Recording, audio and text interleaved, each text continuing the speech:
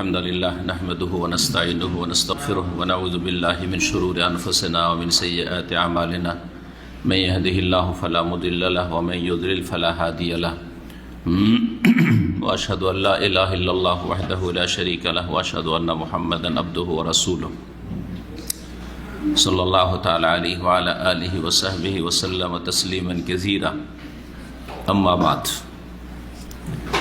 فأعوذ بالله من الشيطان الرجيم وقال الذين كفروا لا تسمعوا لهذا القرآن والغوا فيه لعلكم تغلبون।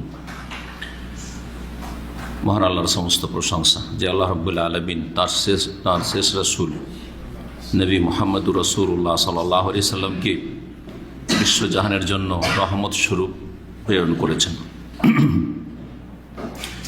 এই রহমতে যে অংশ নিতে পেরেছে সে হচ্ছে ভাগ্যবান, আর যারা এই রহমত থেকে নিজেকে বঞ্চিত রেখেছে, দূরে রেখেছে, উদাসীন হয়ে থেকেছে, তারা হতভাগা দুনিয়া এবং আখিরাতে। আল্লাহ শুকরিয়া আদায় করি যে আল্লাহ রাব্বুল আলামিন তার প্রতি এবং তার রাসূলের প্রতি, পরকালের প্রতি, আর যেসব ঈমানের বিষয় রয়েছে সেগুলির প্রতি ঈমান এবং বিশ্বাসের তৌফিক দান করেছেন আমাদেরকে। বলুন আলহামদুলিল্লাহ। আমাদের ধারাবাহিক আলোচনা সিরাতুন নবী সাল্লাল্লাহু আলাইহি ওয়াসাল্লাম, নবী সাল্লাল্লাহু আলাইহি ওয়াসাল্লামের জীবনী সম্পর্কে আলোচনায় 1440 এবং 41 হিজরিতে, আজকে 26শে রবিউল আউয়াল 1441 হিজরি, পর্ব নম্বর 16।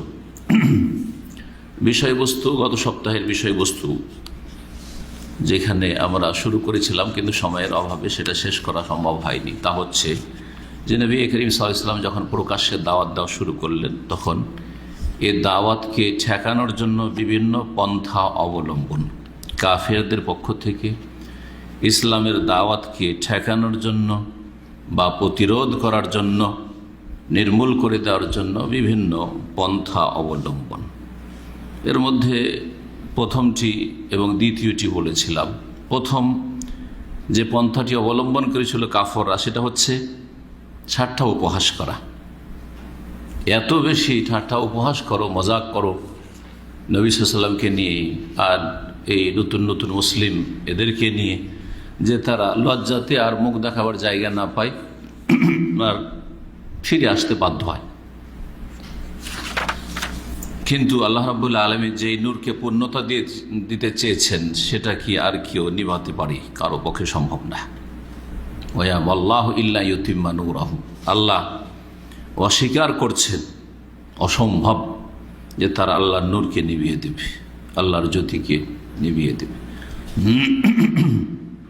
ইন্নাকা ফাইনাকাল মুস্তাহজিঈন, আল্লাহ রাব্বুল আলামিন ইরশাদ করছেন, হে নবী, যারা উপহাসকারী, ঠাট্টাকারী, তাদের থেকে তোমাকে রক্ষা করার জন্য, দ্বীন ইসলামের হেফাজতের জন্য আমি যথেষ্ট, আমি যথেষ্ট।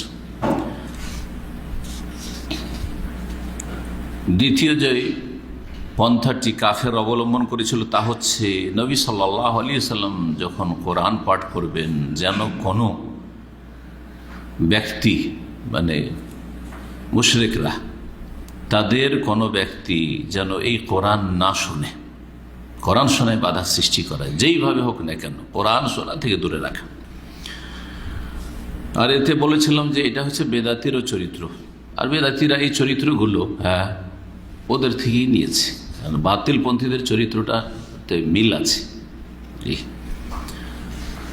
হক কথা যাতে না শোনে, যেইভাবে হোক না কেন, যে কোনো উপায়ে বিভ্রান্ত করে মানুষকে ভুল বুঝিয়ে, ভুল তথ্য দিয়ে মানুষকে দূরে রাখতে হবে হক থেকে, কোরআন সুন্নাহর কথা শোনা থেকে, জানা থেকে, শেখা থেকে। দ্বিতীয় বিষয়টি আলোচনা করতে গিয়ে আরও কিছু কথা আছে। দ্বিতীয় বিষয় হচ্ছে যে নবী করিম সাল্লাল্লাহু আলাইহি ওয়াসাল্লামের কথা কেউ যেন না শোনে, সেটা কোরআনে কারীমের আয়াতই হোক অথবা নবী সাল্লাল্লাহু আলাইহি ওয়াসাল্লামের এমনি দাওয়াতের কথা হোক, হাদিস হোক, যেন তার কাছে কেউ না বসে, তার কাছে না যায়, আর তার কথা কেউ না শোনে।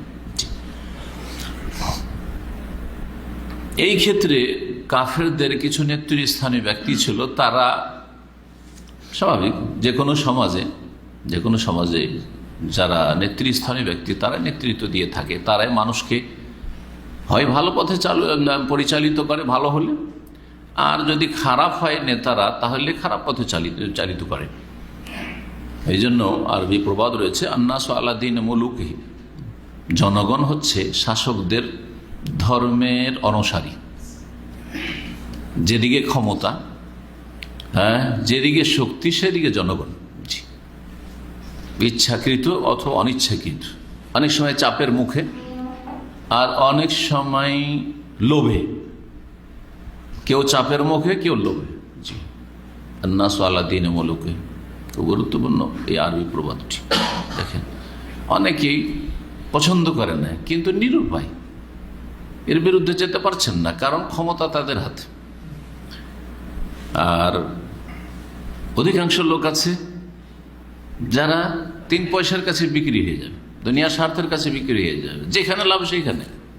আন্নাস আলাদিন মুলুকহি, যাদের হাতে ক্ষমতা আছে তাদের সাথে ভালো সম্পর্ক রাখলে এবং তাদের হ্যাঁ হ্যাঁ করলে লাভ আছে, পার্থিব লাভ আছে। সুতরাং তাদের ধর্মে বিশ্বাসী, শাসক গোষ্ঠীর ধর্মে বিশ্বাসী জনগণ। তার মধ্যে একজন কাফের নেতা ছিল, যার নাম ছিল নদর ইবনে হারিস। নদর ইবনে হারিস সে আরেকটি পদক্ষেপ নিল এই ক্ষেত্রে, যে নবী মুহাম্মদ সাল্লাল্লাহু আলাইহি ওয়াসাল্লামের কথা থেকে দূরে রাখার জন্য আরো কিছু করা যাক। সে সফর করলো শাম দেশের হিরার বিভিন্ন এলাকা সফর করলো। সফর করে সেখান থেকে জনপ্রিয় কিছু কিস্সা কাহিনী শিখে আসলো। প্রত্যেক জাতির মধ্যে কিছু জনপ্রিয় কিস্সা কাহিনী রয়েছে প্রাচীন যুগের, সেগুলি হয় ঘটেছে অথবা ঘটেনি। কিস্সা মানে জরুরি নয় যে সেগুলি ঘটেছে, কিস্সা কাহিনী 2 রকম। কিছু কাহিনী আছে যেগুলো আসলে কোনো কালে ঘটেছে, আর সেগুলি পরম্পরা চলে আসছে, শুনে শুনে বয়ান করছেন। তার মধ্যে কোরআন কারিমে যে কিস্সা কাহিনীগুলি রয়েছে সব কিছু সত্য কিস্সা কাহিনী। তাই ইউসুফ আলাইহিস সালামের ঘটনা কত চমৎকার ঘটনা, যদি শুরু থেকে শেষ পর্যন্ত সুন্দর করে শোনানো হয় তো ঘন্টার পর ঘন্টা মানুষ শুনবে। মুসা আলাইহিস সালামের কিস্সা যদি শুরু করে দেওয়া হয়, তার জন্ম থেকে শুরু করে, তাহলে শুনতেই মজা লাগবে। সত্য ঘটনা এগুলো, অসাধারণ ঘটনা। সুবহানাল্লাহ, কোথা থেকে কোথায় এই লোকটি পৌঁছে গেল। যেই লোকটি কূপে পড়েছিল, বাঁচার কথা না, যেই লোকটিকে নদীতে ভাসিয়ে দেওয়া হয়েছিল, সেই লোকটি কোথায় গিয়ে পৌঁছে গেল, তার লালন পালন কি করে হলো। সুবহানাল্লাহ, যার ঘরে লালিত পালিত, যে সবচেয়ে বড় দুশ্মন, তার ঘরে আল্লাহ রাব্বুল আলামিন তার প্রতিপালন করার ব্যবস্থা করলেন। তাহলে এই সমস্ত ক্ষমতার চাবিকাঠি আল্লাহর হাতে। সব আল্লাহ করেন। জি, কোনখান থেকে করবেন যা আপনি কল্পনা করতে পারেন না। তো অনেক কিছু শিখার আছে সব ঘটনা থেকে। সত্য ঘটনা অনেক আছে, অনেক ঘটনা আছে সত্য না মিথ্যা আল্লাহই জানেন। বহু ঘটনা আছে যে সত্য হইতে পারে, মিথ্যা হইতে পারে। আবার বহু ঘটনা আছে মিথ্যে। সাদ্দাদের ঘটনা, সাদ্দাদের বেহেশতের ঘটনা তো আমার দেশের বক্তারা বয়ান করে। সাদ্দাদের নাম পর্যন্ত করেন হাদিস করতে হবে। বেহেশত তার জান্নাত তৈরি করার কথা তো দূরের কথা। জি, আর এর চাইতে পচা সরা আমাদের দেশের গাল গল্প হচ্ছে সোনাভানের গল্প। শুনেছেন কিনা এগুলো গল্প? জি হ্যাঁ। তারপর রামায়ণ মহাভারতের গল্প, হিন্দুদের বহু গল্প মুসলিমদের মধ্যে রয়েছে। আগের যুগের আমাদের মুরব্বীরা, যারা দাদা আমলের যুগের, ওরা কি করতে জানেন? তখন তো আর টিভি ছিল না, আর তখন তো আর এসব কিছু ছিল না, সোশ্যাল মিডিয়া ছিল না। তো মানুষ একটু বিনোদন তো করবে, আর কাজ কাম তো নেই। সকালবেলা একটু চাষাবাদ করে নিল, আর তারপরে বিকালবেলা একটু হাট বাজার করলো, আর তারপরে এসা পড়ে তো আর কাজ কাম নেই। লম্বা রাত ধরে শীতকালে করবে এটা কি? তখন বই উঠানে বসে গেল, আর গোটা গ্রামের লোক জমা হয়ে গেল, আর ওদের মধ্যে একজন কিচ্ছা কাহিনী শোনাইতে পারে, ও শোনাচ্ছে সারা রাত ধরে গল্প, এমন মজার মজার গল্প শোনাইছে। এই গল্পের কিছু বই আছে, ছন্দের বই পড়ে পড়ে শোনায়, ও খায়রুল হাসার, তারপরে ও জঙ্গনামা, পুঁথি, পুঁথি, এগুলো সব পুঁথির বই। যেগুলো বলছি জঙ্গনামা, খায়রুল হাসার, এগুলো বই পুঁথির বই। জি হ্যাঁ, এইসব শোনাইতে কালে ছোট তখন আমরা বাল্য জীবনে দেখেছি মানুষ ভিড় ভাড় জমি আছে। রেডিও গোটা গ্রামে হয়তো একটা ছিল না, তো টিভি কোথায়? তো ওই যুগে এগুলোই চলতো। কিন্তু আর না হলে কোথাও গানের আসর আছে, গান বাজনা হচ্ছে, ওখানে গানের আসরে সব, হ্যাঁ, সব হাজির ইল্লা মাশাআল্লাহ, কিছু ধার্মিক লোক দাঁড়িয়ে নিয়ে বুড়া হাজির, ওর নাতি সহ, জি, বাপ বেটা নাতি সব ওখানে। এই ছিল এক শ্রেণীর লোকদের অবস্থা তখন। আল্লাহু আকবার। তো যাই হোক, এই কিস্সা কাহিনী জনপ্রিয় কিস্সা কাহিনী, জি, যেগুলি শুনলে মানুষ মেতে উঠবে, এইসব শিখে আসলো, যেগুলো তাদের রাজাধিরাজা যুগে যুগে ছিল, তাদের সম্পর্কে বর্ণনা করা হয়ে থাকে সেগুলি, যেমন রুস্তুমের কাহিনী সামদেশে, তারপরে ইসফেন্দিয়ারের কাহিনী, এরকম বহু কিস্সা কাহিনী, হ্যাঁ, পারস্য ইতিহাসের বহু এরকম কিস্সা কাহিনী রয়েছে। জি, এসবগুলি শিখে আসলো। ফিরে আসার পরে তখন মাহফিল কায়েম করা শুরু করলো যে আমি তোমাদেরকে, হ্যাঁ, কাহিনী শোনাবো। জি, ছোট বাচ্চাকে ঘুম দেওয়ার জন্য, ঘুম পাড়াবার জন্য কি করে কাহিনী শোনাই, দেখেছেন না? দেখেন, দেখলে আর শুনেছেন? হ্যাঁ, খুব কাহিনী শুনতে মজা লাগে। জ্বালা যন্ত্রণা করছে, বিরক্ত করছে, মজার কিস্সা কাহিনী শুরু করে দেন, দেখেন, ও আরামসে শুনবে। আমার ছোট বাচ্চারা, ওই বড় মেয়েগুলো ছোটগুলোকে কিস্সা, ডেলি একটা করে কিস্সা শোনান। ওই 3-4 বছরের বাচ্চা যখন, তো ওই কিস্সা শোনান, আমাকে ডেলি একটা করে কিস্সা শোনাইতে হবে। জি, তো এরকম অনুষ্ঠান করা শুরু করলো, আর এসব কিস্সা কাহিনী বয়ান করে। কিস্সা কাহিনী শুনতে মজা লাগে, জি, মজা লাগে। কিস্সা কাহিনীর মাধ্যমে সে কি করলো, কোরআন শোনা থেকে বিরত রাখা শুরু করলো। নবী সাল্লাল্লাহু আলাইহি ওয়াসাল্লাম রাত্রে তাহাজ্জুদের নামাজ পড়েন, অনেকে গিয়ে ওখানে করে কোরআন শুনতো। আর কোরআন কেন শুনবে? এই কাহিনী শুনছে, জি, এই করত। আর যদি দেখতো কোথাও যে রাসূলুল্লাহ সাল্লাল্লাহু আলাইহি ওয়াসাল্লাম কোথাও মাহফিল, মানে কিছু লোককে পেয়েছেন বা কয়েকজন লোককে পেয়েছেন, সেখানে একটা মজলিস কায়েম করেছেন, সেখানে কিছু লোককে কিছু শোনাচ্ছেন, ওয়াজ নসিহত করছেন, উপদেশ দিচ্ছেন, যেমনই নবী সাল্লাল্লাহু আলাইহি ওয়াসাল্লামের কথা শেষ হতো, তেমনই এই সব জনপ্রিয় কিচ্ছা কাহিনী, পপুলার স্টোরি শোনা শুরু হইত। তারপরে বলতো যে তোমরা একটু আগে তো মুহাম্মদের কথা শুনলে, আর এখন আমার কাহিনী শুনলে, কোনটা মজা লাগলো তোমাদের বলো তো দেখি। মূর্খ লোককে কোনটা মজা লাগবে? কিচ্ছা কাহিনী শুনতে মজা লাগবে। উদাহরণ দিই, এই যে আমি বিনা সুরে আপনাদেরকে কিছু এলেম বলছি বা সিরাতুন নবী বলছি, আমি উঠে যাওয়ার পরে অথবা আমার আগে যদি সুরওয়ালা ওয়াজ চলে আসে, তো মেজরিটিকে কোনটা ভালো লাগবে? ভাইরা আমার, এই সব মজা লাগবে, সব মজা লাগবে। জি হ্যাঁ, কারণ মূর্খ সমাজ কি মজা লাগে? সুরসার মজা লাগে, ও কিছু এলেম শিখতে চায় না। যারা সুরসারের ওয়াজ শুনে তারা কিছুই শিখে না, তো তারা কোনটা মজা লাগে? সারা রাতের মাহফিল শুনে আসলো, জিজ্ঞাসা করেন যে আজকের মাহফিল কেমন হলো আর ওয়াজ কেমন লাগলো? আরে ভাই বলিও না, এত মজার ওয়াজ না, আর বলিও না, এরকম জীবনেও শুনি। খুব মজা লাগলো, খুব হাসাইলো, খুব কাঁদাইলো। কেন? ওয়াজে শুরু করে দুটোই কাজ হয় হাসাই আর না হয় কাঁদাই। আমাদের কিছু ওস্তাদ ছিলেন, মাদ্রাসা একসময় পড়াইতেন, কিন্তু তারা এরকম পেশাদার বক্তা ছিলেন।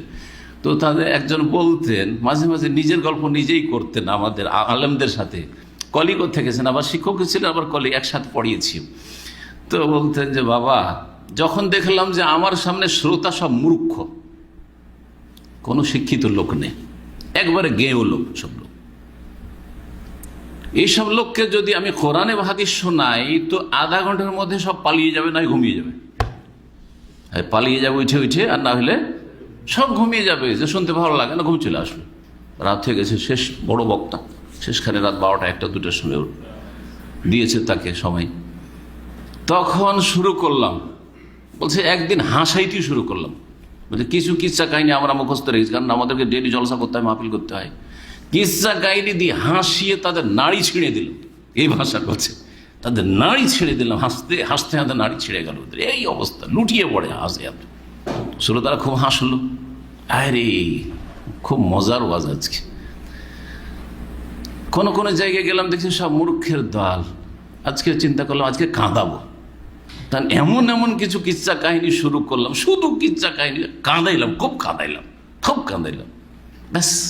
আর টাকা নিয়ে চলে আসলাম, বাস ঘুরে যে টাকা পাওয়া যায়, টাকা নিয়ে চলে আসলাম, উদ্দেশ্য ওইটা। তো জি, অনেকেই যারা অশিক্ষিত লোক, জি, আমার বক্তব্য নিয়ে গেছে ছেলে এখান থেকে সৌদি আরব থেকে, ওর মাকে শুনেছি, ওর বাপকে শুনেছি, এরকম গল্প মাঝে মাঝে এসে অনেকে করে। এই ছেলে গিয়ে বলছে যে খুব সুন্দর ওয়াজ নিয়ে এসছে সৌদি আরব থেকে। শোনার পর দেখছে যে ইয়ে তো সুর নাই, সার নাই, কিচ্ছু নেই, কোন ওয়াজ নেই। তখন কি রে বাবা, তুই কি নিয়ে আসলি? হ্যাঁ, এ তো ওয়াজ না, এ তো কথা বলছে। কিসের ওয়াজ এগুলো? এগুলো ওয়াজ হইল? এই হলো মূর্খ জাতির অবস্থা। তো চিন্তা করে 1400 বছর আগে একেতে মুশরিক, হ্যাঁ, একে অশিক্ষিত মূর্খ, যাদের সমাজে হাতে গণা, হাতের আঙুলে গণা কয়জন মাত্র লিখতে পড়তে জানতো, কেউ লেখাপড়া জানতো না। তো ওদেরকে এইসব জনপ্রিয় কিচ্ছা কাহিনী ছাড়া কি আর কোরআন আর হাদিসের কথা আর জান্নাত জাহান্নামের কথা ভালো লাগে? হ্যাঁ, তৌহিদের কথা ভালো লাগে? সুখা লাগে।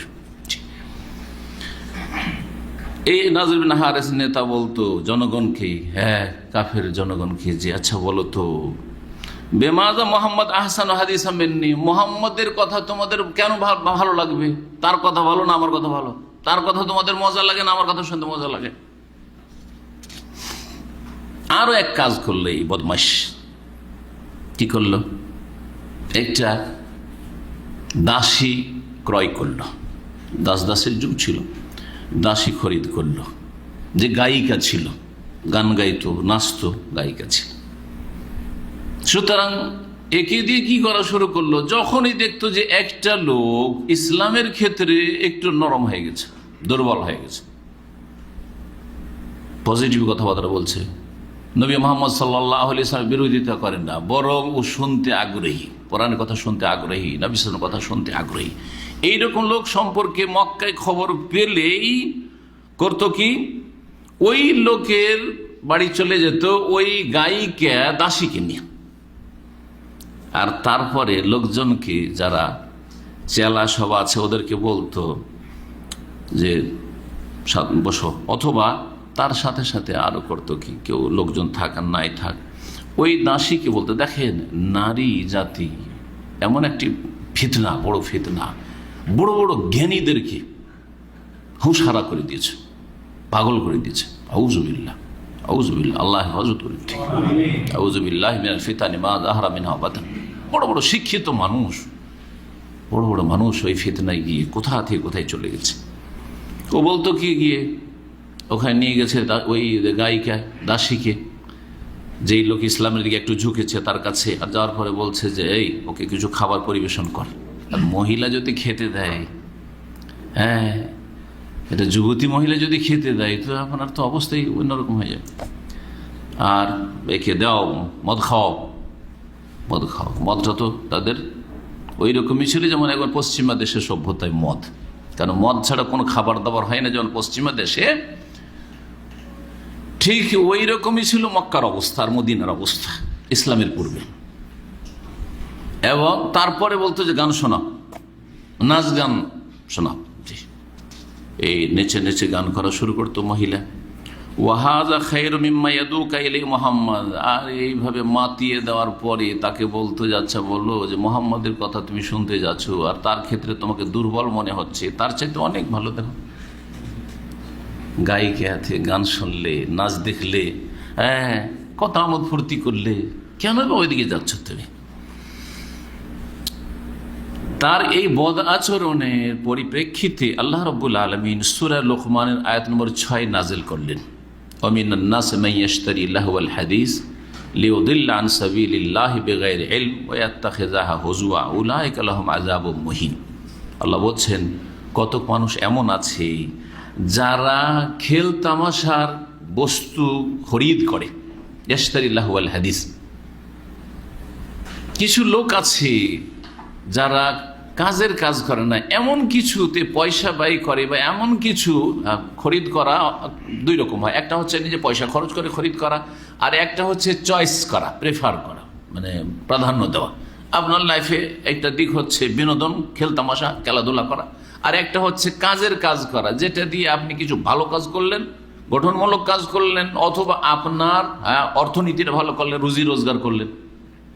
তো কিছু মানুষ এত বদস্বভাবের আছে যে তারা কি করে, যেখানে খেলতামাশা আছে, যেখানে বিনোদন আছে, বা যেসব কিছুতে বিনোদন আছে ওইগুলো কি করে, পছন্দ করে বা সেটা ক্রয় করে।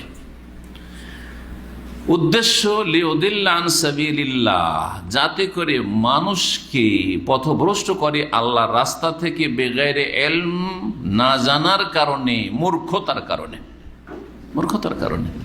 আল্লাহ সম্পর্কে মানুষের যদি সঠিক জ্ঞান হয়ে যায় তো আল্লাহর রাস্তা থেকে ফিরবে, মরে গেলেও ফিরবে না, তাকে হত্যা করলেও ফিরবে না, তার জান মাল সবকিছু কোরবানি করে দিবে, কারণ আল্লাহকে পেয়ে গেলাম, সব পেয়ে গেছি, আমার দরকার নেই দুনিয়া। যেই ব্যক্তি আখিরাত সম্পর্কে সঠিক জ্ঞান অর্জন করতে পারবে আর বিশ্বাসী হবে, সেই ব্যক্তিকে দুনিয়াকে, এই তুচ্ছ দুনিয়া ক্ষণস্থায়ীকে আখিরাতের উপর যেটা চিরস্থায়ী শান্তির জগৎ, জান্নাত প্রাধান্য দেবে? কখনো প্রাধান্য দেবে না। তো মানুষকে যারা পথভ্রষ্ট করে, সে বেদাতি মোল্লা হুজুর হোক আর বক্তা হোক, অথবা যারা বিভিন্ন পাপ মুসলিম সমাজে ছড়িয়ে দিয়ে মানুষকে বিভ্রান্ত করছে, সৎপথ থেকে বিপথে চালিত করছে, দেশে পাপ বাড়াচ্ছে। দিল আপনার এলাকায় সিনেমা হল ছিল না, দিল সিনেমা, একটা সিনেমা হলের যুগের এটা, আজকাল সিনেমা হলের দরকারই নেই। বাড়িতে ছেলে মেয়ে মানুষ হবে, পড়ে শুনে মানুষ হবে, কি বাবা মা একটা টিভি নিয়ে এসে রেখে দিল আর ডিশ লাগিয়ে দিল সারা পৃথিবীর। তো বাবা মাই এমন কিছু বিনোদনের জিনিস নিয়ে আসলো যা দিয়ে কেউ লিউদিল্লা আন সাবিলিল্লাহ, ছেলে মেয়েকে পথভ্রষ্ট করলো বেগাইরে ইলম, অজ্ঞতার কারণে, মূর্খতার কারণে। মূর্খ যে আমার ছেলেগুলো যে মানুষ হতে পারবে না, আর ছেলেগুলো যে কয়েক ঘন্টা দিনে লস করবে লেখাপড়া না করে, আর যেটা সামলানো সম্ভব নয়, এটা বুঝলো না, মূর্খতা। আমি অনেক ভালো ভালো বাসার কথা জানি, সৌদি আরবেও বেশ কিছু ফ্যামিলির কথা, আর দেশেও বলছি, যারা ধার্মিক লোক, এমনকি আলেম মানুষ, নিজের বাড়িতে টিভি ঢুকিয়েছে।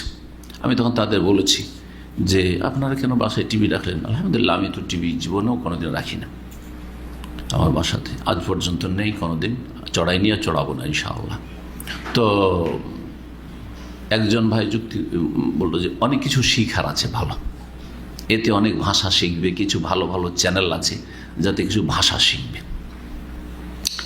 আর এক ভাইয়ের কথা বলি, জি ভালো আলেম, তাহলে আপনারা এই টিভি রেখেছেন, এটা কেন রেখেছেন? বলছে আমরা নিজের কন্ট্রোলে রাখি। উত্তরটা শুনুন, দেখেন এইভাবে শয়তান ছেলে মেয়েদেরকে খারাপ করাচ্ছে।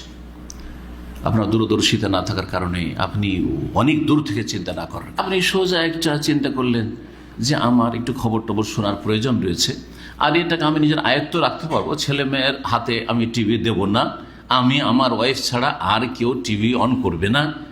জি, এই উত্তরটা দিল যে আমরা আমাদের রুমে টিভি রাখি, আর আমি আর আমার ওয়াইফ ছাড়া কেউ এই টিভি অন করতে সাহস করবে না, আর ছেলে মেয়েদের বারণ করা আছে। কিছুদিন চললো এটা, তারপরে লুকিয়ে লুকিয়ে। আর জানেন যে বাপ যদি শক্ত হয়, মা কিন্তু অনেক দোষ ত্রুটি লুকায়, ছেলে মেয়েদের দোষ ত্রুটি অনেক গোপন করে, কারণ ছেলেটা মার খাবে, হ্যাঁ বকা খাবে, যা ভুল করেছে ঠিক হয়ে যাবে, বা ওটা ভুলটাকে ভুল মনে করে না। মহিলাদের অন্তরটা নরম, এজন্য শুধু মহিলা দিয়ে ছেলে মেয়েদের প্রতিপালন হয় না। বিল্লাহ মাশাআল্লাহ অল্প কিছু মহিলা আছে যারা হয়তো তাদের স্বামীর চাইতে হয়তো মানে এই ক্ষেত্রে হয়তো শক্ত আছে, কিন্তু খুব কম তাদের সংখ্যা। জি, তো যে কথাই বলছিলাম যে এই দিয়ে কি হয়েছে, ওই বাড়ির পরিবেশ খারাপ হয়েছে। 2-4 ঘন্টা, কমপক্ষে 2-4 ঘন্টা, অল্প করে বললাম, যদি টিভি দেখাই যায়, অথবা ছোট ছোট ছেলে, ছোট ছোট মানে কি 18 বছর 20 বছরের ছেলে হাতে স্মার্টফোন দিয়ে দিচ্ছেন। আমি বলছি না 5 বছর 10 বছর, যারা দিচ্ছে তারা তারও মূর্খ, ছোট দিকে দিয়ে দিচ্ছে। কি বলছে এগুলো? ট্যাব, হ্যাঁ ট্যাব, হ্যাঁ ট্যাবলেট, ট্যাব, এইগুলো এই ছোট ছোট বাচ্চা দিয়ে দিচ্ছেন। আপনি মনে করছেন যে এইটা দিলাম বিনোদনের জন্য, আর তারপরে ছেলেটা বিরক্ত করে, খেতে চায় না। আরে আজকাল কিছু লোক মহিলাকে দেখেছেন, কিছু না অধিকাংশই বাচ্চা খেতে চায় না, ওর হাতে মোবাইলটা ধরিয়ে দিল, আর ও মোবাইল নিয়ে ও গেম অথবা আর কিছু আমোদ ফুর্তি করছে, আর ওকে খাওয়াচ্ছে, ওরা জানতে খাওয়াচ্ছে। বলছে আমার বাচ্চা খাই না মোবাইল ছাড়া। আমি ওদেরকে বলবো যে আলহামদুলিল্লাহ, আমার বাচ্চার আজ পর্যন্ত 9 ছেলে মেয়ে মোবাইল ছাড়া কি করে খায় আর কি করে মানুষ হলো। 18 বছর না হওয়া পর্যন্ত আমি কোনো ছেলে মেয়েকে মোবাইল দিই, কোনো ছেলে মেয়ে মোবাইল দিই নিজে থেকে। তো কথা হচ্ছে যে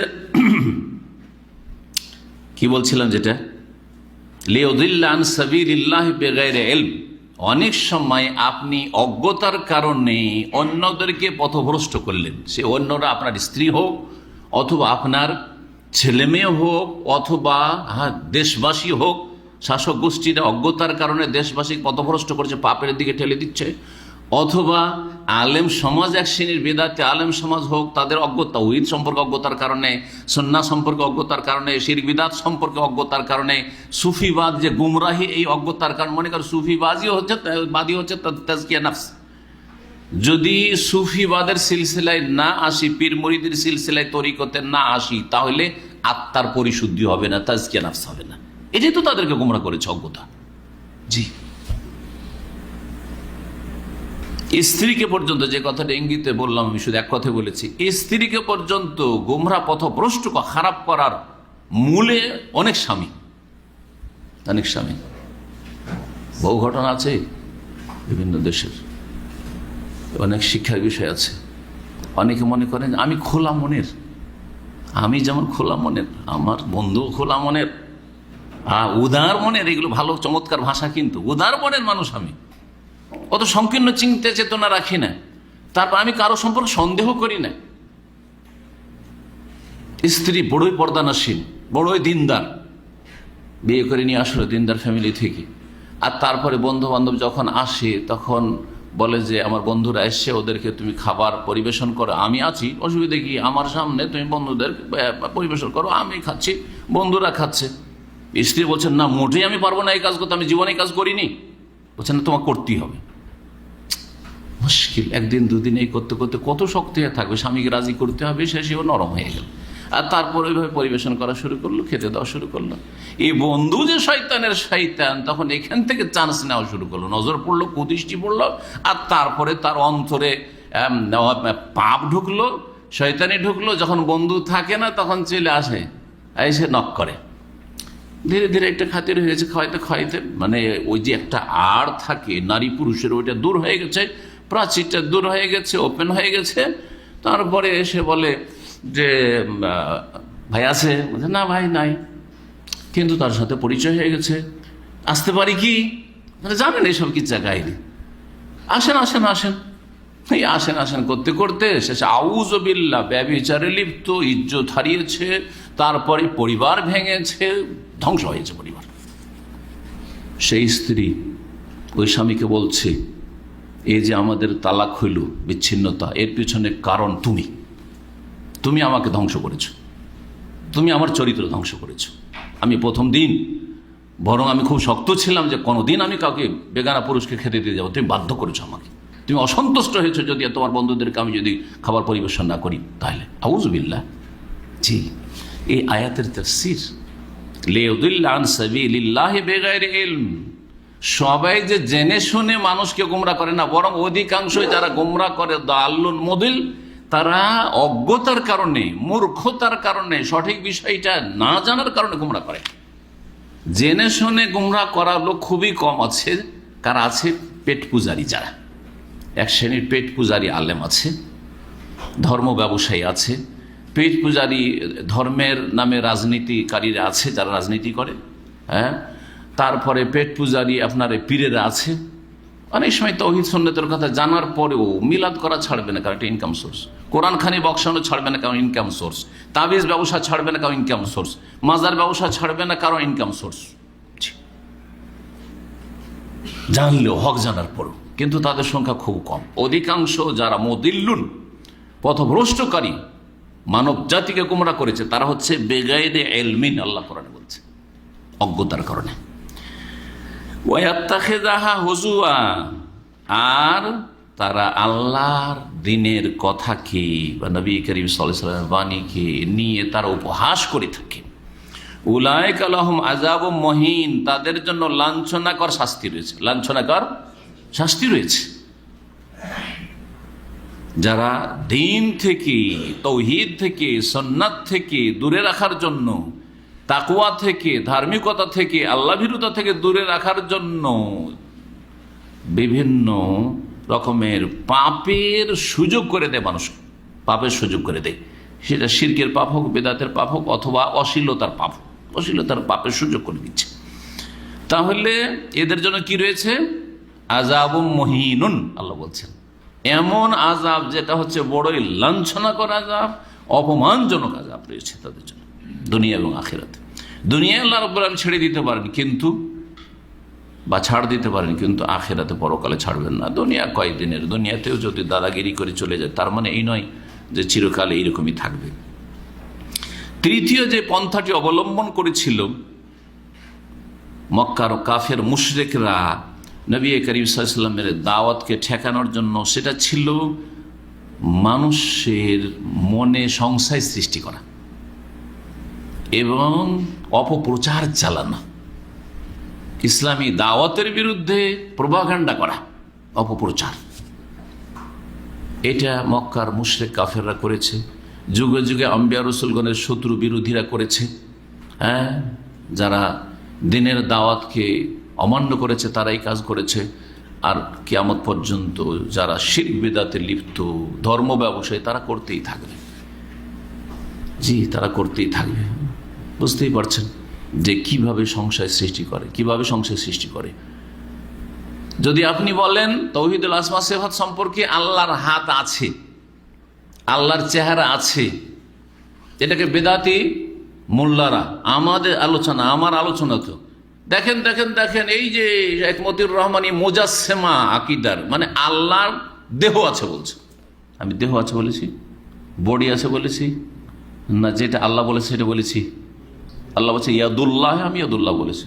বাল ইয়াদাহু, দুই হাত আল্লাহ বলেছেন, দুই হাত বলেছি, তাই না? ওয়ায়াবকা ওয়াজহু রাব্বিকা, রবের ওয়াজহুন চেহারা, ফেস আল্লাহ বলেছেন, চেহারা বলেছি। কোরআন এবং হাদিসের যারা অনুসারী আলেম বা তাদের অনুসারী যারা আহলে সুন্নাত ওয়াল জামাত, তারা একটা কথা নিজের পক্ষ থেকে বলবে না, একটা কথা নিজের পক্ষ থেকে বলবে না। এর উদাহরণ দিই আপনাকে। আল্লাহ শোনেন, এটা কোরআনে কারিমে আছে, সামিউন আছে না? কিন্তু আমরা মানুষ শোনে কান দিয়ে, এই আল্লাহর কানের কথা কোনো আয়াত হাদিসে নেই। সুতরাং কেউ যদি আপনাকে জিজ্ঞেস করে বা আমাকে জিজ্ঞেস করে আল্লাহর কান আছে নাকি, তো কি বলবো? জানি না। নাইও বলবো না, হ্যাঁও বলবো না, কারণ আমাদের জানা নেই। জানা নেই তখন নাই বা কেমন করে বলবেন, আর হ্যাঁ বা কেমন করে বলবেন, বুঝতে পারছেন? কিন্তু যখন আপনাকে জিজ্ঞেস করবে যে আল্লাহ রাব্বুল শোনেন কিনা, হ্যাঁ শোনেন। দেখেন আল্লাহ, দেখেন আল্লাহ চোখ আছে, বলবো আছে, কারণ কোরআনে আছে ওয়ালা তুসনা আলা আইনি, যাতে মূসা লালিত পালিত হয় আমার চোখের সামনে। আনিস নাইল ফুলকা বে আয়নেনা, হে নূহ আলাইহিস সালাম তুমি এই জলজাহাজ তৈরি করো আমার চোখের সামনে। যেটা আছে কোরআনে ওইটা বলবো, হ্যাঁ, যেটা নেই সেটা বলবো না। সুতরাং জাসাদুন মানে বডি, নেই দেহ, এটা নেই, সুতরাং বলবো না। বাদান মানে বডি, নেই, সুতরাং বলবো না, বলবো না, হ্যাঁও বলবো না, নাও বলবো না। কিন্তু যেটা আছে সেটা জি বলবো, জি। কিন্তু বিদআতপন্থীরা জনগণকে বিভ্রান্ত করে, দেখো দেখো হাত বলে দিচ্ছে, চোখ বলে দিচ্ছে, চেহারা বলে দিচ্ছে, পা বলে দিচ্ছে, তার মানে সে বলছে যে আল্লাহ নাকি আমাদের মতোই। আউযুবিল্লাহ। জি, এই প্রভাকাণ্ডা নতুন নয়, আজকের বেদাতীদের নয়। ইমাম ইবনে তাইমিয়া রাহিমাহুল্লাহ যখন শাম দেশে মুজাদ্দিদ সংস্কারক তার যুগের, সেই যুগে কোন একজন, তার নাম ইবনে বতুতা, বলেই নাম না বললে হয়নি, ইবনে বতুতা ইসলামের বড় একজন পর্যটক, সারা পৃথিবী ওই যুগে ঘুরেছে। সে মরক্কো থেকে, আফ্রিকার পশ্চিম থেকে বেরিয়ে একবারে চীন পর্যন্ত গেছে, কারণ চীনের পরে জাপান টাপানের হদিস ছিল না। জি, চীন পর্যন্ত হদিস ছিল, চীন পর্যন্ত গেছে। আর প্রত্যেক দেশে বছরকে বছর থেকে গেছে। দিল্লিতে গেছে, সেখানে প্রধান বিচারপতি থেকে গেছে, শ্রীলঙ্কা পর্যন্ত গেছে। তার জীবনীটা আছে, ইবনে বতুতা নাম শুনেছেন? ইবনে বতুতা না শোনেন নাই? ইবনে বতুতা থেকে বর্ণিত আছে। এখন ইবনে বতুতা বলেছে না, তার নামে লাগিয়ে দিয়েছে, তাই বা কেমন করে বলবো? এটা একটা কথা। কিন্তু এখন আমার থেকে কোনো কথা আমার ইন্তেকালের পরে যদি বর্ণিত হয়, তো সেটা আমি বলেছি না বলেছি কে জানে? কথা বলছেন না? ইবনে বতুতা থেকে বর্ণিত যে আমি দামেস্কে গেলাম, আর গিয়ে জুমার দিনে পৌঁছিলাম, তো জুমার খুতবা দিচ্ছেন ইবনে তাইমিয়া, আর ইবনে তাইমিয়া যখন খুতবা দিচ্ছেন রাহিমাহুল্লাহ তাআলা, খুতবা দিচ্ছেন, খুতবা দিতে গিয়ে বললেন যে আল্লাহ প্রথম আকাশে নেমে আসেন, যেমন আমি মেম্বারের এক সিঁড়ি থেকে আর এক সিঁড়িতে নেমে আসলাম। নাউজুবিল্লাহ, মাআযাল্লাহ। আল্লাহ নেমে আসেন, এই কথা কোরআন হাদিসে আছে, কোরআন হাদিসে আছে। প্রথম আকাশে প্রতি রাতের শেষ তৃতীয় অংশে নেমে আসেন। কিন্তু আল্লাহর নেমে আসা কার মতো? আল্লাহর মতো। আমাদের মতো? আমরা যখন ওপর সিঁড়ি থেকে নিচের সিঁড়ি নামলাম, তো ওপর সিঁড়ি খালি। আল্লাহ যখন কি বলছে, আরো আজিম কুরসি থেকে নেমে আসেন প্রথম আকাশে, তার মানে খালি? এটা বলবো না, এটা বলবো না। যখনই বলবো ওইদিক শূন্য, এখানে নেমে আসেন, তখন আল্লাহকে সৃষ্টির সাথে কি করলাম? তুলনা করলাম।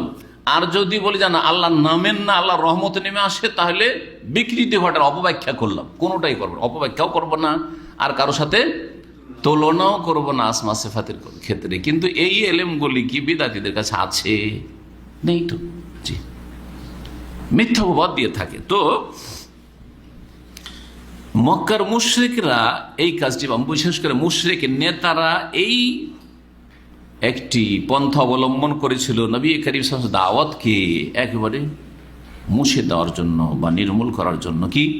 মানুষের অন্তরে সংশয় সৃষ্টি করা, সন্দিহান করে দেওয়া।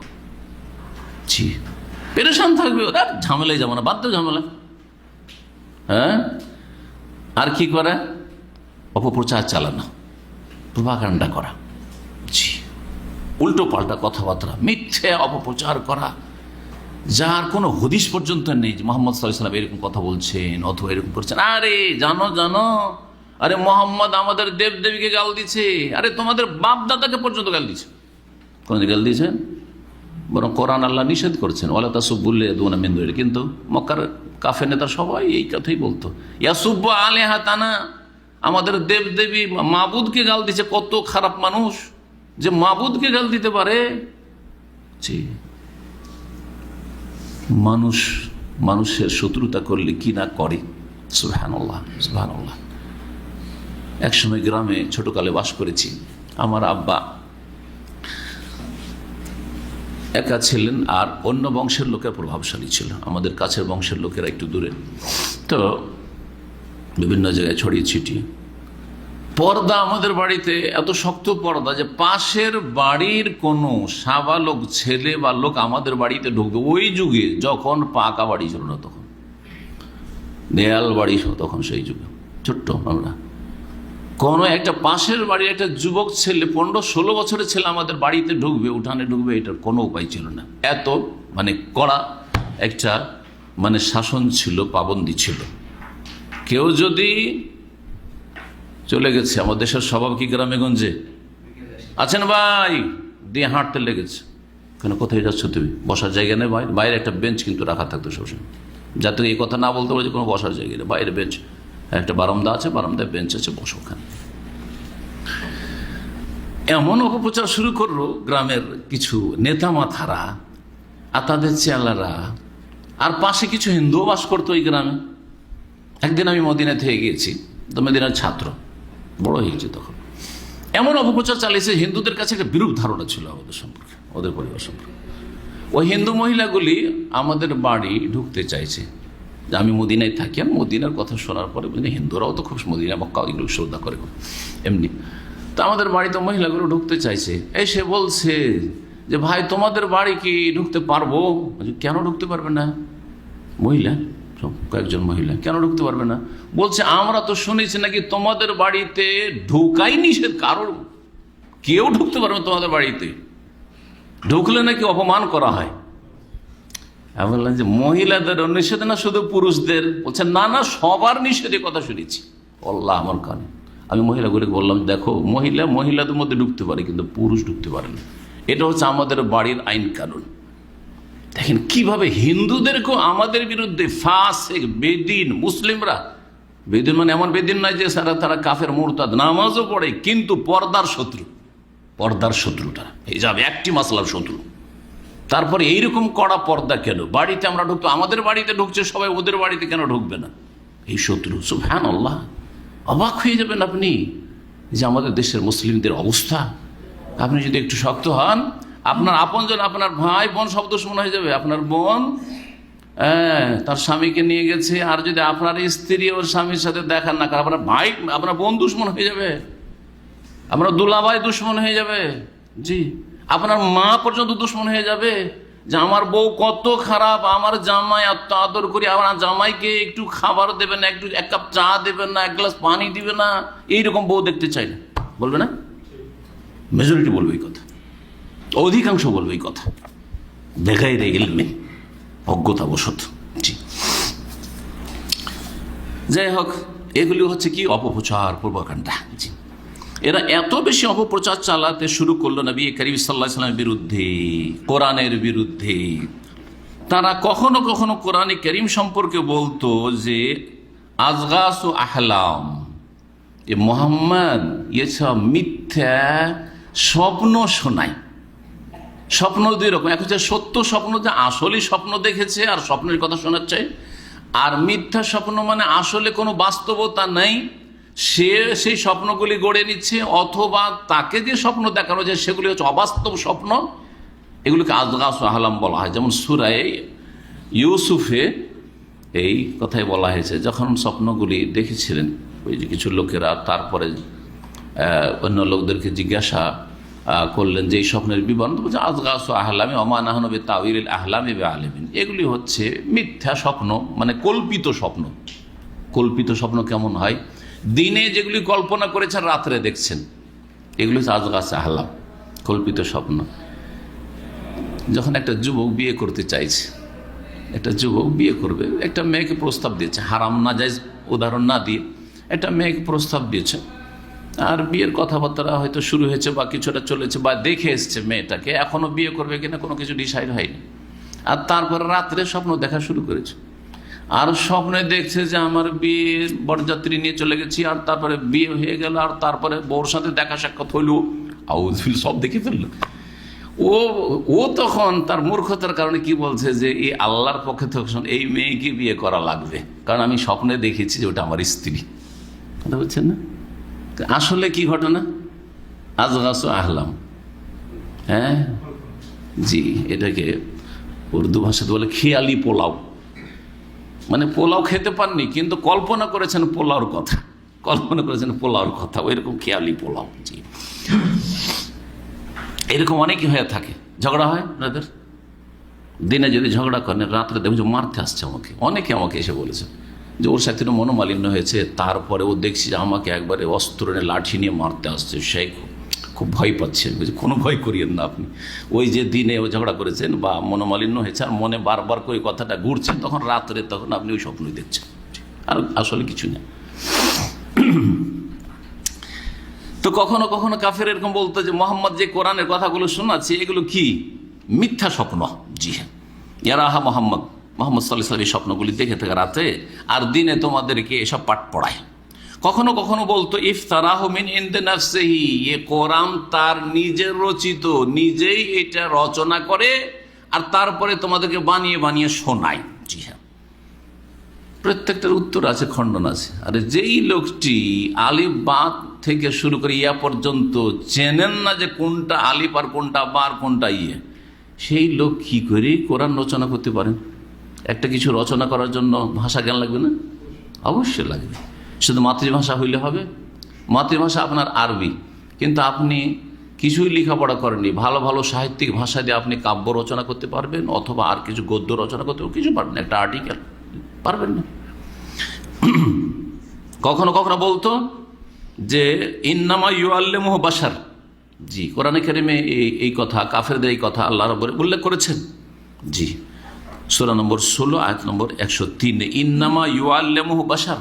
কাফেররা বলতো মক্কার যে মোহাম্মদকে জনৈক মানুষ রাতে শিখিয়ে যাচ্ছে, আর ওর কাছ থেকে শিখছে, আর শেখার পরে তোমাদেরকে সেসব কথা শোনাচ্ছে কোরআনের নামে। আসলে কোরআন টোরআন নাই, একটা দাস ছিল যার কথা বলা হয়েছে অন্য জায়গায় নুরিয়াতে, যে সে একটু পড়াশোনা জানতো, ওর কাছ থেকে শিখে নেয়। আবার কখনো কখনো বলতো ইন হাজা ইল্লা ইফকুন ইফতারাহু, সূরা ফুরকানে যেমন বলছে ইন হাজা ইল্লা ইফকুন ইফতারাহু, এই কোরআন নয়, আসমানি বাণী নয়, এটা রচনা, মিথ্যা এইসব কথাবার্তা। ইফকুন মানে মিথ্যা, রচিত, ইফতারাহু যেটা রচনা করা হয়েছে, বা মোহাম্মদ নিজে কিছু রচনা করেছে, ওয়া আনাহু আলাইহি কওমুন আখারুন, আর তাকে অন্যান্য বেশ কিছু তার ডানে বামে লোকেরা আছে, তারা সহযোগিতা করে থাকে। সম্পাদনা যেটাকে বলা হয়, নিজে কিছুটা বানিয়েছে আর বাকিটা কমপ্লিট করে দিয়েছে অন্যরা। আমাদের অনেকে আজকাল অনলাইন ভাইয়েরা কাজ করছেন না, কিছুটা ওই দিক সেদিক করে কালেকশন করেছে, আর তারপরে একজন শেখের আশয় নিয়েছে, শেখ একটু দেখেন তো আমার এটা ঠিক হয়েছে কিনা, আর তারপরে তখন কিছু এদিক সেদিক করে দিল, কিছু সংযোজন কর্তন করে দেওয়ার পরে, আর তারপরে একটা আর্টিকেল তার নামে ছেপে গেল। আজকাল অনলাইনে এইসব খেদমত চলছে না, জি কমনা খারুর ফকাত যাও জুলমা জুরা। জি হ্যাঁ, আল্লাহ রাব্বুল বলছেন যে এরা যে সব কথা বলে থাকে এগুলি হচ্ছে অবিচার, জুলম, এবং এগুলি হচ্ছে তাদের মিথ্যা কথা। জি, আরও বলতো আয়াত নম্বর 5 আর সূরা নম্বর 25 বলছেন আল্লাহ রাব্বুল ওয়াকালু আসাতিরুল আউয়ালিন, মক্কার কাফেররা বলতো নবী সাল্লাল্লাহু আলাইহি সাল্লাম সম্পর্কে এবং তিনি যা শোনাইতেন কোরআন হাদিসের কথা, বিশেষ করে আল কোরআন সম্পর্কে, যে আল কোরআন যে শোনাচ্ছে এগুলি হচ্ছে কি প্রাচীন যুগের উপকথা। আসাতির উস্তুরার বহু বছর, উস্তুরা বলে উপন্যাসকে। উপন্যাস বুঝেন? উপন্যাস মানে এগুলো কোনদিন ঘটেছে না শুধু রচনা করা হয়েছে? রচনা করা হয়েছে, জি উপন্যাস। এক সময় ছিল কিছু কিছু ছেলেরা খুব উপন্যাস পড়তো, আমাদের বন্ধু বান্ধব, এমনকি মাদ্রাসা পড়া ছেলে, এত উপন্যাসের নেশা অনেকের ছিল। আমি জীবনে একটি কিতাব যে শুরু থেকে শেষ পর্যন্ত কেউ উপন্যাস পড়ে জীবনে পড়িনি, কিন্তু অনেকেই কত যে বই পড়েছে উপন্যাসের, আমাদের বন্ধু মহলের। একটা নেশার ব্যাপার। যেমন কিছু লোকের ক্রিকেট খেলা দেখার নেশা আছে না, কারো ফুটবল খেলা দেখার নেশা আছে, কারো গেম খেলার, আজকাল ওই স্মার্টফোন গেম খেলার নেশা হয়ে গেছে। ঠিকই তেমনি এক সময় ছিল কি উপন্যাস পড়ার নেশা ছিল কিছু ছেলেদের, স্কুল মাদ্রাসার ছেলেদের এরকম ছিল। আসাতিরুল আউয়ালিন, প্রাচীন যুগের লোকের এগুলো কি উপন্যাস, উপকথা। ইকতাতাবাহা, যেগুলি মুহাম্মদ লিখিয়ে নিয়েছে, ফাহিয়া তুমলা আলাইহে, সেটা তাকে লিখে দেওয়া হচ্ছে, সকাল বিকাল লিখে তাকে দেওয়া হচ্ছে যে এগুলো তুমি শুনাইবে। আর ওইটাকে সে ধর্ম আর কোরআন বলে শোনাচ্ছে। আবার কখনো কখনো মক্কার কাফেররা, এগুলো হচ্ছে অপপ্রচার, তারপরে মিথ্যা অপবাদ দেওয়া, তারপর সংশয় সৃষ্টি করা। মোহাম্মদ কোরআন বলছে, কিন্তু এগুলো তো আসলে প্রাচীন যুগের উপন্যাস। শুনছি এগুলো তো নাকি ও নিজেই রচনা করছে, ওকে নাকি কে পাঠ পড়িয়ে দিচ্ছে, ওকে নাকি কেউ শিখিয়ে দিচ্ছে, ইত্যাদি ইত্যাদি। এগুলো নাকি ও সব মিথ্যা স্বপ্ন শোনাচ্ছে। আবার কখনো কখনো বলতো ইন্নাল্লাহু জিন্নান আও শায়তানান, মোহাম্মদের সাথে একটা জিন আছে, ওকে জিন বশ করেছে।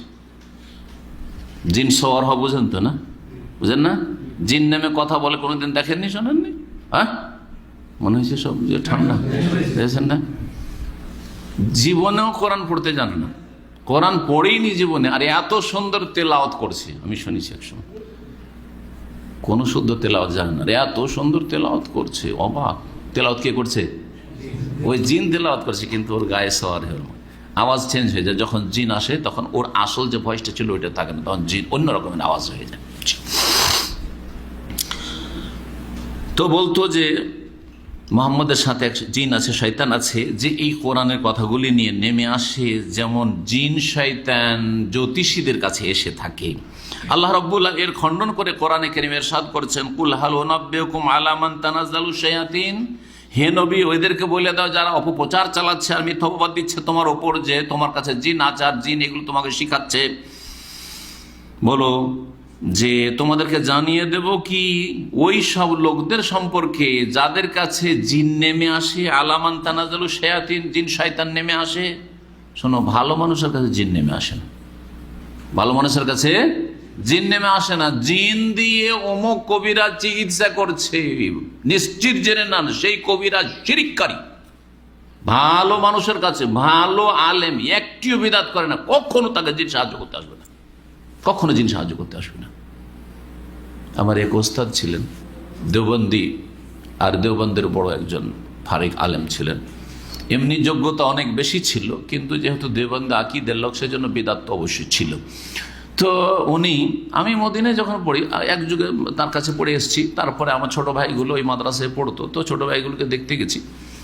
তো ওস্তাদের সাথে দেখা অনেক দিন পরে, সালাম দেওয়ার পরে বলছে যে আমি চিকিৎসা করি, আইনিয়া দিয়ে জিনের চিকিৎসা করি, আর জিন ডেকে নি, জিন আসে। তো আমি বললাম, তো আপনার জিনগুলোকে একটু দেখান। তো বলছেন না, সাবালক দেখতে পাবে না। কে দেখবে? বলছেন নাবালক দেখতে পাবে। কে দেখবে? নাবালক দেখতে পাবে। তার দু চারটা জিনের নামও বলল ওই আমার ওস্তাদ এককালের দেওবন্দি। তো নাবালক কে? বলছে আপনার ভাই হচ্ছে জাকারি, 8 নম্বর ভাইটার নাম জাকারি, এখানে 9 নম্বরটা থেকে গেছি এককালে। তো 8 নম্বর জাকারিয়া তখন ওই মাদ্রাসায় পড়ে। এক নাবালক তখন ওই 6-7-8 বছরের। বলছে যে জাকারিয়াকে বলেন ও আইনাতে দেখবে, ও দেখতে পাবে, জিন দেখতে পাবে। ও জিনকে ডাকলো, এক জিনের নাম আমার সামনে ডাকলো, ইসমাইল আজাব, আর তার সাথে একটা কিছু পড়লো। তাই আমি বললাম, একটু কি পড়লেন ওটা শুনেবেন? আমি তো মদিনে পড়ছি, তখন তো কিছু বুঝি এখন, আর ওই ছোট নাই এখন। তোকে বলছি, আপনি যে দোয়াগুলি পড়লেন এটা আমাকে একটু শুনাইবেন। বলতে অসুবিধা নেই, শোনাবো, কিন্তু তুমি দেখতে পারবে না কিন্তু জিনকে। আমি অসুবিধা নেই। বলছে আয়নার সামনে যদি দাঁড়িয়ে থাকো তাও দেখতে পাবে না, জাকারিয়া দেখবে, তুমি দেখতে পাবে না। বলছে ঠিক আছে, কিন্তু আপনার ওই দোয়াটা শুনতে চাই আমি। ও আল্লাহ, বলছি আল্লাহর কসম করে বলছি, দোয়া আমাকে শোনাইলো। তাতে বড় শিরক নেই, কারণ বেরলবি নয়, এবং ভালো একজন বেরলবিদের বিরুদ্ধে তিনি তর্ক করেন, তিনি মোনাজারা করেন, তর্ক বহস করেন। তো কিন্তু দেখলাম যে ওসিলার বিদাত আছে। ওসিলা ধরে সেই দোয়াটা পড়ছে, যে বানানো দোয়া, কোনো হাদিসের দোয়া নয়, বানানো দোয়া, যাতে ওসিলা ধরছে। হ্যাঁ, ইব্রাহিমের ওসিলায়, মুসা আলাইহিস সালাম ওসিলায়, ঈসা আলাইহিস সালাম ওসিলায়, অমুকের ওসিলায়, তমুকের ওসিলায়, এভাবে তার ওসিলায় আল্লাহ তুমি অমুক অমুক অমুক জিন যারা আমাকে সাহায্য করো। এখন বলেন, মানুষের ব্যক্তিকে ওসিলা ধরা জায়েজ না হারাম? সুন্নাত না বেদাত? বেদাত। আর এমন বেদাত যেটা হচ্ছে শিরকের চোরা রাস্তা। কারণ শিরকটা কিন্তু এইভাবে শুরু হয়েছে, প্রথম ওই ব্যক্তিকে ওসিলা ধরা হয়েছে, আল্লাহর কাছে চেয়েছে যে আল্লাহ তুমি দাও, কিন্তু অমুক ওলির ওসিলাই, খাজা বাবার ওসিলায় আল্লাহ তুমি দান করো, বড় পীরের ওসিলায়, আব্দুল কাদের জিলানীর ওসিলায় আল্লাহ তুমি দান করো। এটা হচ্ছে প্রথম শিরকের পদক্ষেপ, কিন্তু এটা শিরক না, এটা বেদাত। এই বিদাত করতে গিয়ে তখন অজ্ঞতার কারণে, তৌহিদ সুন্নাত সম্পর্কে মূর্খতার কারণে, আর ঈমান দুর্বল হওয়ার কারণে, আর শয়তান তো সবসময় বিভ্রান্ত করতে আছে। ধীরে ধীরে যখন এলম কমে গেছে, কি করেছে যে আরে এত বড় ওলি, যে তার ওসিলায় আল্লাহর কাছে চাইলে আল্লাহ যখন শোনেন, তো তিনিও তো দেওয়ার ক্ষমতা রাখেন, তার কাছ থেকে চাই। তখন আর আল্লাহর কাছে না চেয়ে আব্দুল কাদের জিলানীর কাছে চাওয়া শুরু হইলো। যার নাম গৌসে পাক, তাদের কাছে, গৌসে পাকের কাছে চাওয়া শুরু হইলো, খাজা বাবা গরিব নওয়াজের কাছে চাওয়া শুরু হলো, দস্তগীরের কাছে চাওয়া শুরু হলো। এইভাবে মুসলিম সমাজে কবর মাজার পূজার, পীর পূজার শিরক শুরু হয়েছে। কথা বুঝতে পারছেন না? এই ওসিলার দোয়া, কারণ ওসিলা ধরে, ব্যক্তিকে ওসিলা ধরে দেওবন্দি আকীদা যে দোয়া করা শুধু জায়েজ নয়, বরং মুস্তাহাব।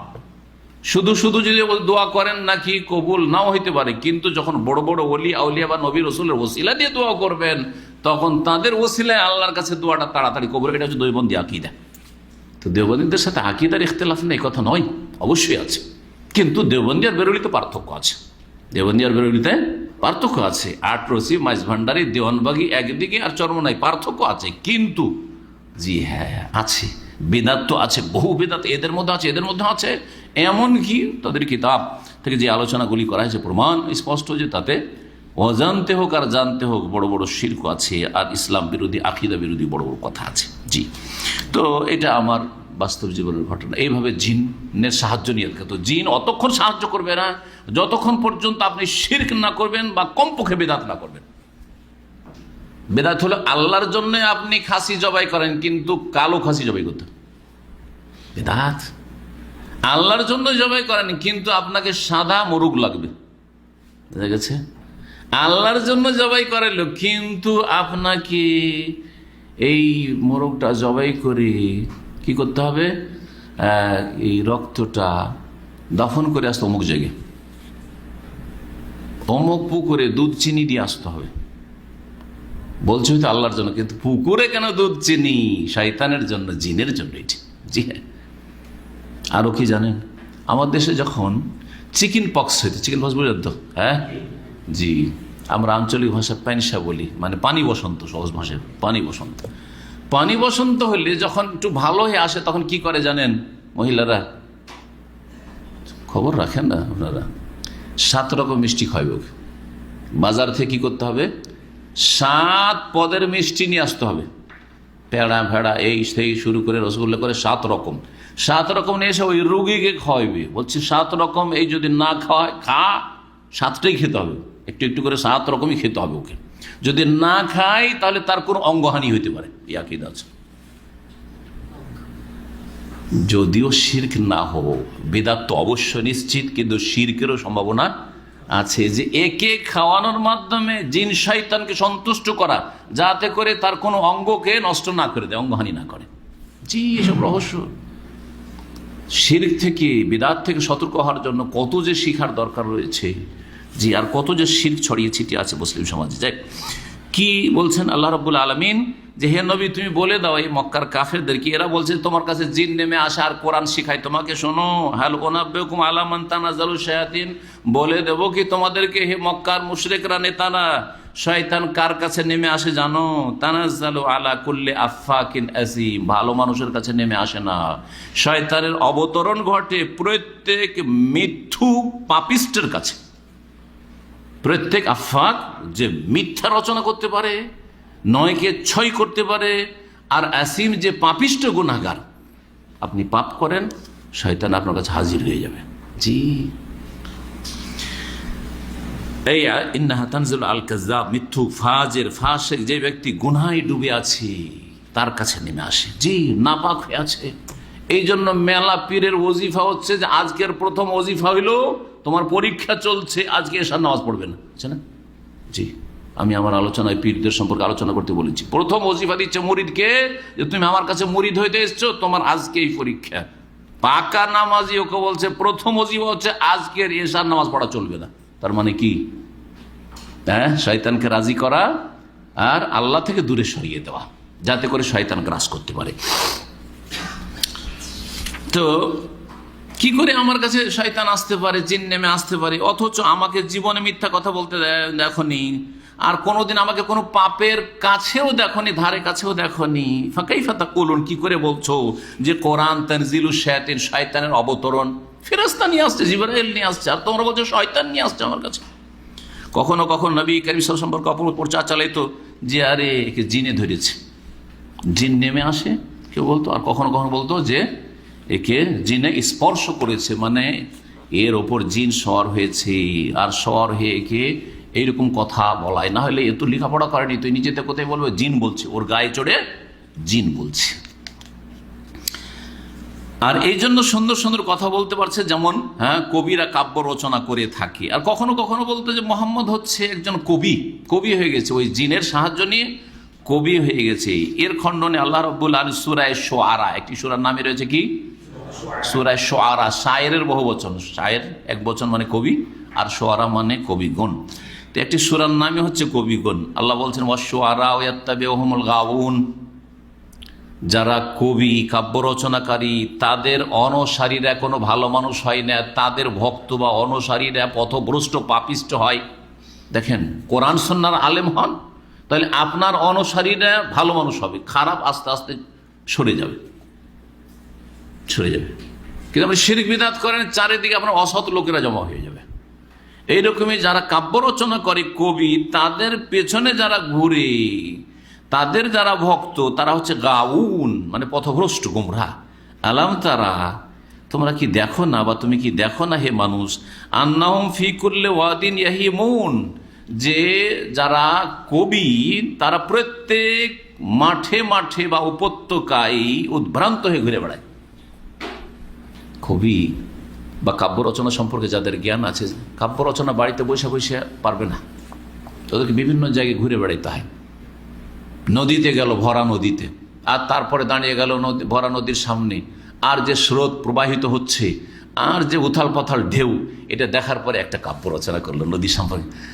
তারপরে নদী এই যে গেছে, তখন ছোটকালে পড়েছেন, ক্লাস 2-এ পড়েছে, আমাদের ছোট নদী চলে আঁকে বাঁকে। হ্যাঁ, তারপরে হ্যাঁ, তারপরে ট্রেন দেখলো, ট্রেন কেমন করে চলছে, তখন ট্রেন সম্পর্কে একটা অনেক লম্বা কবিতা মুখস্থ করেছে। আমরা ছোটকালে ভুলে গেছি অনেক আগের, তো জি ক্লাস 2-3-তে পড়া আর কি মনে থাকে ওইসব। ফিকুল্লে ওয়াদিন ইয়াহিমুন, প্রত্যেক মাঠে উপত্যকায় উদ্ভ্রান্ত হয়ে ঘুরে বেড়ায়। জি, কবিরা একটা সুন্দরী রমণীকে দেখলো, তারপরে ওর মাথা থেকে পা পর্যন্ত স্টাডি করে একটা কাব্য রচনা করে দিল। হ্যাঁ, ওর চুলগুলি কেমন, হ্যাঁ, ওর রূপ চেহারা কেমন, ওর শাড়িটা কেমন, তার আঁচলটা কেমন, তার হাঁটনটা কেমন। এগুলি হচ্ছে কবিদের চরিত্র। ভালো মানুষেরা হইতে পারে, কোনোদিন ভালো মানুষ হয় না। ইল্লা মাশাআল্লাহ, ইল্লা করেছে আল্লাহর উপরে, ব্যতিক্রম অল্প কিছু। ওয়ান্নাহুম ইয়াকুলুনা মা লা ইয়াফআলুন, আর কবিদের চরিত্র হচ্ছে যা বলে তা করে না। ভালো ভালো কথা বলে, কিন্তু তারা ওই ভালো কথার কাছে নেই। নীতি যথা তথা বলো সদা সব কথা, বলো সদা সৎ কথা আছে না বিদ্যাসাগরের, যে ছোটকালের মুখস্থ করেছি, বাল্যপাঠে আছে। কিন্তু দেখেন, এখন কাছে থেকে যদি দেখেন যে এই নীতি এই যথা তথা বলো সদা সৎ কথা, মিছা কথা বড় দোষ, করিও না বৃথারোষ, লোভ মোহ মহপাপ, হ্যাঁ, শেষে হয় অনুতাপ। কিন্তু দেখা যাচ্ছে লোভেরও শেষ নাই আর মিথ্যারও শেষ নাই। আউযুবিল্লাহ, বোঝা গেছে? আল্লাহ বলছেন, আল্লাহ এমনি বলেন ওয়ান্ন, তিনি সৃষ্টি করে, তিনি জানেন কবিদেরকে যে ওদের চরিত্র কেমন হবে আর কেমন তাদের কেমন হয়ে মরল। ওয়ান্নাহুম ইয়াকুলুনা মা লা ইয়াফআলুন, কবিরা যা বলে তা করে না, অন্যের জন্য বলে। এই পেশাদার অধিকাংশ বিদাতি বক্তাদের অবস্থা এরকম। তাদের পার্সোনাল লাইফ যদি দেখেন, বড় বড় কথা, কিন্তু কাজের বেলা কিছু নেই। আউযুবিল্লাহ, যদি এই চরিত্রের বক্তা হয়, তাহলে তাদেরকে দিয়ে আল্লাহ জাহান্নামকে প্রথম উদ্বোধন করবেন। আছে না হাদিসে যে এক শ্রেণীর আলেম সমাজকে দিয়ে, বক্তাদেরকে দিয়ে কি করবেন? জাহান্নামকে উদ্বোধন করা হবে। কারি হাফেজদেরকে দিয়ে উদ্বোধন করা হবে। হ্যাঁ, জি হ্যাঁ। আর ওই ধনী ব্যক্তিদেরকে দিয়ে উদ্বোধন করা হবে। এবার 3 শ্রেণীর লোককে দিয়ে যে জাহান্নাম উদ্বোধন করা হবে, হাদিসে রয়েছে। ওয়ান্নমিয়া, যারা যে কথাগুলি বলে সেই কথা আমল করে। ফাহাদিহি সালাসু খাসাইস ইয়াতাসবিহা শুআরা, কবিদের এই 3টি বৈশিষ্ট্য। তাদের ভক্তরা খারাপ লোক হয়, ভালো মানুষ হয় না। দ্বিতীয় হচ্ছে যে তারা বিভিন্ন উপত্যকায় উদ্ভ্রান্ত হয়ে ঘুরে বেড়ায়। আজকে এখানে, কালকে ওইখানে, কোথায় গুহায় গেল, কোথায় পাহাড়ে গেল, পর্বতে গেল, এখানে গেল, সেখানে গেল, এই করে ঘুরে বেড়ায় উদ্ভ্রান্ত হয়ে। আর তৃতীয় চরিত্র হচ্ছে যে বলে বড় বড় কথা আর কাজের বেলা কিছু নেই। জি, তাদের কাজকর্ম কথার বিপরীত। নবী করিম সাল্লাল্লাহু আলাইহি সাল্লামের চরিত্র শুরু থেকে শেষ পর্যন্ত, হে মক্কার মুশরিকরা, তোমরা দেখো 3টির একটিও পাবে না। নবী সাল্লাল্লাহু আলাইহি ওয়াসাল্লামের চারিদিকে যে লোকগুলি জমা হয়েছে প্রথম ইসলাম করা, সবগুলি জাহিলিয়াতের যুগ থেকে সবচেয়ে ভালো মানুষ মক্কার। আবু বকর, উসমান, সুবহানাল্লাহ, উসমান হযরত বলছেন, যখন তার বাড়িকে ঘেরাও করলো বিদ্রোহীরা আর তাকে হত্যা করবে, পানি পর্যন্ত খেতে দিচ্ছে না, মসজিদের নামাজ পড়তে আসতে দিচ্ছে না, তখন ওয়াল্লাহি, আল্লাহর কসম করবে, মা জানাইতু ফি জাহিলিয়াতিন ওয়ালা ইসলাম, আরে জাহিলি যুগে যখন কাফের মুশরিক ছিলাম জন্মসূত্রে, তখনও জিনা করি, আর ইসলামে আসার পরে তো কোথাও না। তাহলে ফাবেমা তাকতুলুনি, আমাকে কেন খুন করবে? আর আমি একজন মুসলিম, আমি মুরতাদও না, তাহলে আমার রক্ত কি করে হালাল হইতে পারে তোমাদের জন্য? তাহলে বোঝা গেল যে কত ভালো মানুষগুলি নবী করিম সাল্লাল্লাহু আলাইহি ওয়াসাল্লামের পাশে দাঁড়িয়েছিলেন। চিন্তা করেন, খাদিজা রাদিয়াল্লাহু তাআলা নারীদের মধ্যে মক্কার সবাই জানতো যে একজন ভদ্র মহিলা, ভালো চরিত্রের মহিলা, সুবহানাল্লাহ। তারপর আবু বকর সিদ্দিক রাদিয়াল্লাহু তাআলা জাহিলিয়াতের যুগ থেকে বড়ই দানশীল ছিলেন এবং হালাল খেতেন, হারাম খেতেন না জাহিলিয়াতের যুগে। ভালো ভালো মানুষগুলি তার পাশে, খারাপ মানুষ তার পাশে নয়। তারপরে নবী করিম সাল্লাল্লাহু আলাইহি ওয়াসাল্লাম উদ্ভ্রান্ত মাঠে ঘাটে ঘুরে বেড়ান না, জনসমাজে বসবাস করছেন আর মানুষকে ভালো কথার দিকে দাওয়াত দিচ্ছেন। আর নবী সাল্লাল্লাহু আলাইহি ওয়াসাল্লামের তৃতীয় বৈশিষ্ট্য হচ্ছে যা বলছেন আগে আমল করছেন, তারপরে বলছেন। কোনোটাই তো নেই। তো তুমি নবীকে শায়ের, হ্যাঁ, কবি কি করে বলছো? নবী কবির চরিত্র নেই নবী করিম সাল্লাল্লাহু আলাইহি ওয়াসাল্লামের মধ্যে। তো নবী করিম সাল্লাল্লাহু আলাইহি ওয়াসাল্লামের চরিত্র সম্পর্কে বলছেন লেখক সেজন্য যে নবী করিম সাল্লাল্লাহু আলাইহি ওয়াসাল্লামের মধ্যে এই খারাপ চরিত্র কোনোটাই নাই। বরং তার যে দাওয়াতের মৌলিক বিষয় সেটা হচ্ছে এক, রবের দিকে, সৃষ্টিকর্তার দিকে আহ্বান করছেন, এক, আল্লাহর মনোনীত দিনের দিকে আহ্বান করছেন, একটি সরল পথ সেরাতে মোস্তাকিমের দিকে আহ্বান করছেন, এবং তিনি যা মানুষকে বলছেন তা পালন করে দেখাচ্ছেন। সুতরাং তাকে যদি তোমরা কবি বলো তাহলে তোমরা মিথ্যা কথা বলছো। এখানে আজকের আলোচনা শেষ করি, এরপরে ইনশাআল্লাহ তাআলা চতুর্থ তাদের পন্থা নবী করিম সাল্লাল্লাহু আলাইহি ওয়াসাল্লামের দাওয়াত বা ইসলামের দাওয়াতকে ঠেকানোর জন্য, সেটা হচ্ছে তর্কে জড়ানো। তর্ক শুরু করো, আর তর্ক করে মানুষকে বিভ্রান্ত করার চেষ্টা করো। ইনশাআল্লাহ তাআলা বিস্তারিত এই বিষয় নিয়ে আগামী সপ্তাহগুলিতে আলোচনা হবে। ও জাযাকুমুল্লাহু খাইরান। সুবহানাকাল্লাহুম্মা ওয়া বিহামদিকা আশহাদু আল্লা ইলাহা ইল্লা আনতা আস্তাগফিরুকা ওয়া আতুবু ইলাইক।